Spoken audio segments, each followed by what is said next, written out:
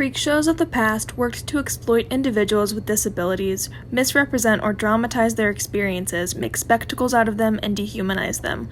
While these shows, as they were, are a thing of the past, unfortunately aspects of them seem to remain in parts of modern media culture. In the past few years, many documentaries have been made about individuals with disabilities or the disability experience.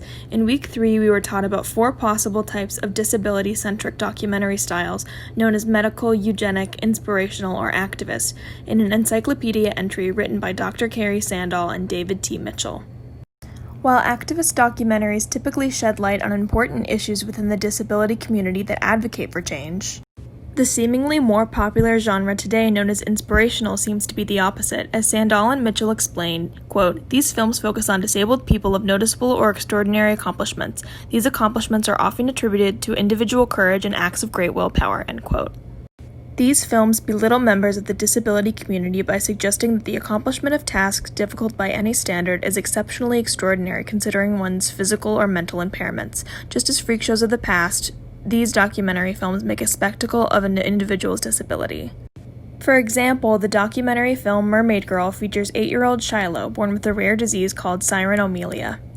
She is unable to walk but has a passion for swimming, and the film inserts clips of her struggling to move on her own in an attempt to highlight her struggles before including clips of her happily swimming in the water. The clips of her struggles are not meant to highlight the reality of her experience, but to invoke pity, and the clips of her swimming directly after are meant to inspire us even though she is doing a task most able-bodied people are capable of. She is made out to be a kind of superhero for prevailing in the face of her disability. The film constantly reminds us of Shiloh's differences in a way that fails to normalize her existence and experiences, but rather set her apart from the rest because of her disability. This subtle alienation of her from her and her able-bodied peers is dehumanizing. This concentration on setting an individual apart from the rest, dramatization of events, and creating an exaggerated spectacle seems to relate heavily to aspects of offensive freak shows of the past.